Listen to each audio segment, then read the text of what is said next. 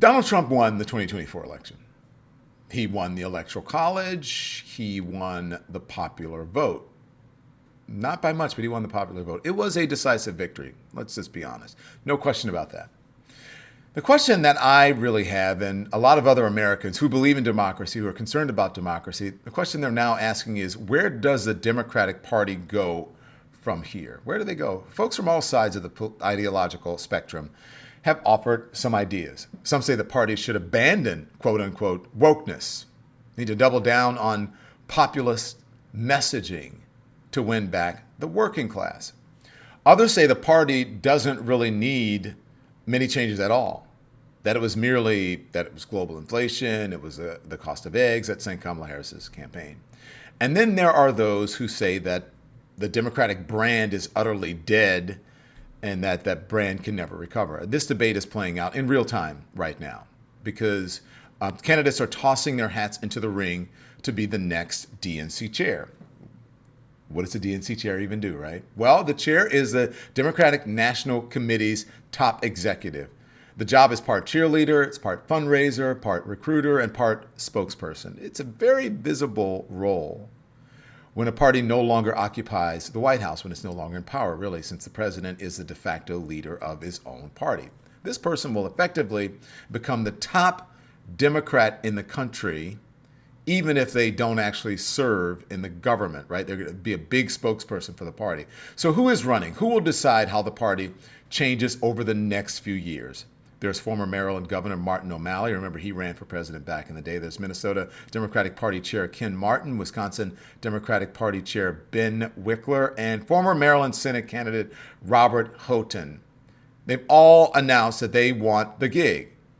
So forgive me, I'll forgive you if you don't recognize a lot of those names. They're not exactly celebrities, even within their own party. However, on Thursday, one more person jumped into the fray. I think you'll definitely know who she is. Check it out. On January 20th, 2025, President-elect Trump will once again be president of the United States, plus Republicans will be in control of both the House and the Senate. For those of us who wish to be part of a passionate, fierce, but loyal opposition to what the Republicans are bringing forth in 2025 and beyond, there's a lot for us to think about. I feel that in order for the Democrats to rise like a phoenix from the ashes of our electoral defeat, we need to look at more than just the outer issues such as data analysis and field organizing and fundraising. We need to transform. In a way, we need to reinvent the Democratic Party in order to counter what MAGA is bringing to the table. There's a collective adrenaline rush in all of that. And we have to create our own massive psychological and emotional appeal for the American people. I understand why we lost it. I understand because I've traveled extensively throughout this country, and I've seen how much pain there is out there. I've been up close and personal with people who didn't have health care, who couldn't survive on just one job, who were so depressed about so many of the conditions in their lives that were, in fact, at least indirectly due to bad public policy. And too many of them didn't feel like the Democratic Party had their back. I get how people didn't know that. And today, I am announcing I'm running for DNC chair because I feel that I can bring a level of expertise to the process of lifting up this possibility of victory over the next 2 and 4 years in a way that will not occur if we are only looking traditional means of politicking in order to make that happen.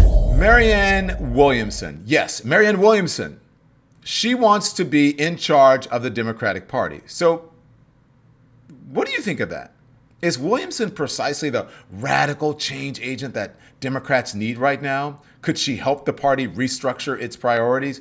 Or is her bid silly on its face? I've met a lot of people who argue on both sides. Some view her as a powerful progressive voice cast in the same mode as Senator Bernie Sanders, someone who could supercharge working class voters. Other folks, though, think that she is unserious or even a grifter. Williamson and I have an interesting history, so to speak. You may recall that we had a somewhat testy exchange during the 2020 primary debate. I'll refresh your memory by playing this. This was at the debate in 2019, I believe it's Detroit. Many of your opponents support a commission to study the issue of reparations for slavery. But you are calling for up to $500 billion in financial assistance What makes you qualified to determine how much is owed in reparations? Well, first of all, it's not $500 billion in financial assistance. It's $500 billion, $200 to $500 billion payment of a debt that is owed. That is what reparations is. We need some deep truth-telling when it comes. We don't need another commission to look at evidence. I appreciate what Congressman O'Rourke has said. It is time for us to simply realize that this country will not heal. All that a country is a collection of people. People heal when there's some deep truth-telling. We need to recognize that when it comes to the economic gap between blacks and whites in America, it does come from a great injustice that has never been dealt with. That great injustice has had to do with the fact that there was 250 years of slavery, followed by another 100 years of domestic terrorism. What makes me qualified to say $200 to $500 billion? I'll tell you what makes me qualified. If you did the math of the 40 acres and a mule, given that there was 4 to 5 million slaves at the end of the Civil War, there were 4 to 5, and they were all promised 40 acres and a mule for every family of 4. If you did the math today, it would be trillions of dollars. And I believe that anything less than $100 billion is an insult, and I believe that $200 to $500 billion is politically feasible today because so many Americans realize there is an injustice that continues to form a toxicity underneath the surface, an emotional turbulence that only reparations thank you will very much. So as you can see, Marianne Williamson and I aren't exactly the best of buddies. By the way, you don't have to be best of buddies to talk to someone or cover them. I always call balls and strikes for you. And her decision to run for DNC chair is a very big deal. I don't think that she should be dismissed as irrelevant. I don't. Even if she loses, she will absolutely influence the conversation around where the Democratic Party goes from here, where it should go. And make no mistake, Marianne Williamson knows how to fire up a crowd. We have communities, particularly communities of color and disadvantaged communities all over this country who are suffering from environmental injustice. I assure you, I lived in Grosse Pointe. What happened in Flint would not have happened in Grosse Pointe. This is part of the dark underbelly of American society. The racism, the bigotry, and the entire conversation that we're having here tonight, if you think any of this wonkiness is going to deal with this dark psychic force of the collectivized hatred that this president is bringing up in this country, then I'm afraid that the Democrats are going to see some very dark days. We need to say it like it is. It's bigger than Flint. It's all over this country. It's particularly people of color. It's particularly people who do not have the money to fight back. And if the Democrats don't start saying it, then why would those people feel that they're there for us? And if those people don't feel it, they won't vote for us, and Donald Trump will win. So what do you think? Is that the energy, the rhetoric, the radical change that Democrats need right now? Is Marianne Williamson the right woman for the job? Let me know what you think in the comments. And by the way, Marianne Williamson, if you are watching, come by the show, come on the show, explain to my audience why you're the best equipped to resurrect the party. Do you want to be the head of the DNC? Make your case to the audience. Why should you be the chair of the party? Are you going to be outspoken? Are you going to make room for fresh voices? Or are you going to say, you know, seniority needs to be respected? Are you going to think about elevating voices like Alexandria Ocasio-Cortez in the party? Are you going to think about occupying voices like Jasmine Crockett or Maxwell Frost or many younger folks in the party who really are becoming icons in their own right? Are you going to push for those types of smart changes?